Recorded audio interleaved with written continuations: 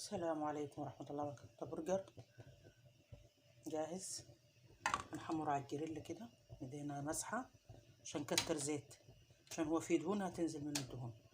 نعمل سندوتشات، ده العشاء بتاعنا بإذن الله. ندهن الزيت اهي، حطينا البرجرات هنحمرهم تحميرة حلوة، نشوف السندوتشات ونعملها. جبنا عيش كايزر،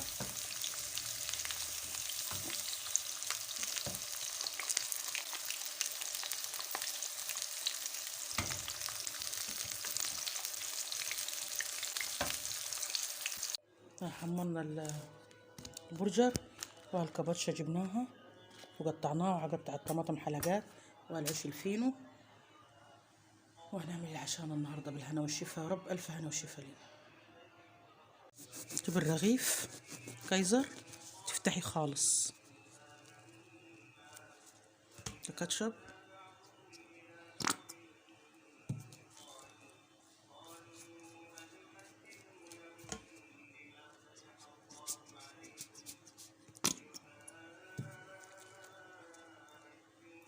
ماشي، حطي طماطمايه، كبشايه،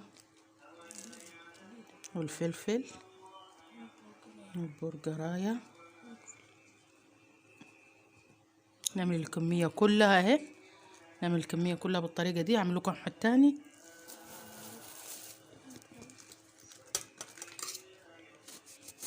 افتح كده خالص، تفتحي خالص، ولازم سكينه مشرشره عشان ايه ما يفتفتش منك.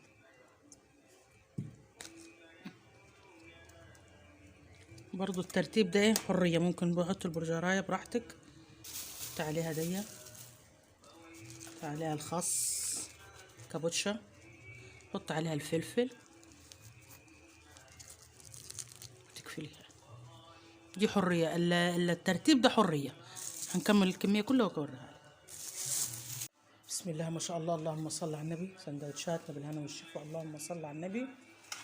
كميه حلوه في بيتك، بدل ما تكلفيه سندوتش غالي في الاسواق. السندوتش ده يعمل له 20 جنيه، بدل ما تشتروه من بره اعمليه في البيت، حاجات موجوده.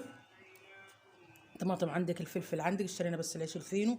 البرجر اشتريناه برضو، عملناه او تعمليه في البيت براحتك، يريحك اعمليه. وبسم الله ما شاء الله كميتنا ايه، والخس بتاعنا. اللهم صل على النبي بالهنا والشفا. احلى عشاء بالهنا والشفا يا رب، الف هنا وشفا على قلبك، جربيه. بسم الله ما شاء الله، الف هنا وشفا يا رب.